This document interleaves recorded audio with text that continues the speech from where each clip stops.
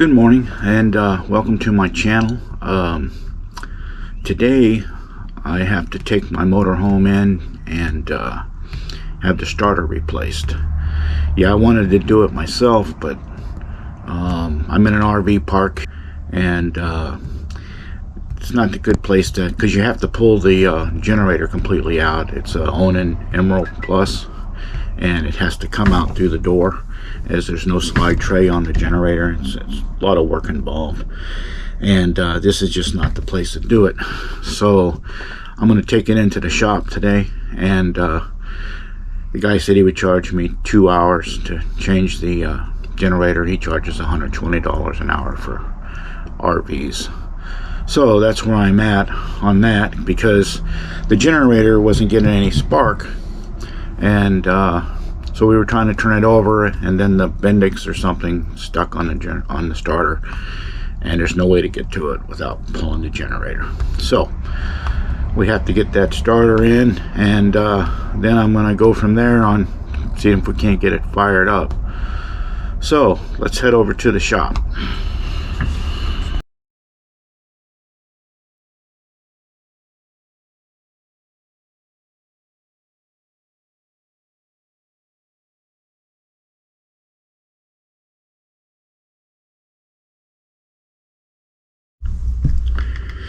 Okay, we got the starter in, and ran into a couple problems, but I'm going to show you guys one of the problems that I hope that you don't have if you do this.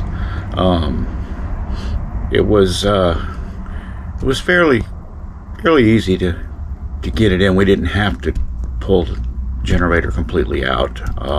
Thank goodness. We did find a access panel that we could get in there and get it out.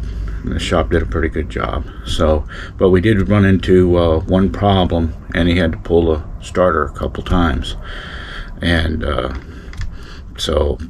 but anyway, I'm going to show you how to alleviate that, and hopefully you won't have no problem. Okay, I'm showing you on the old starter because obviously the new one is installed.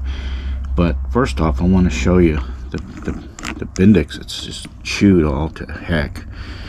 And these are all neoprene, the shaft and the gear, and it saves from tearing up your flywheel. Even the original Onan, because this is the original Onan.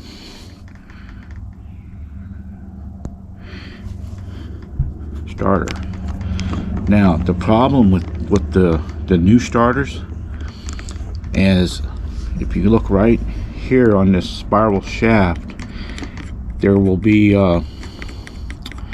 burrs on there, and when you put that starter in and that goes back, it'll catch on one of those burrs, and then when you push the button to start it, the shaft is just spinning, because this doesn't come back and engage.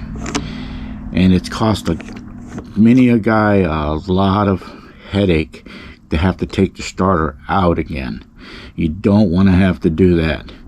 So what you need to do is you need to file those spurs down until you run that back and forth and make sure that it doesn't catch.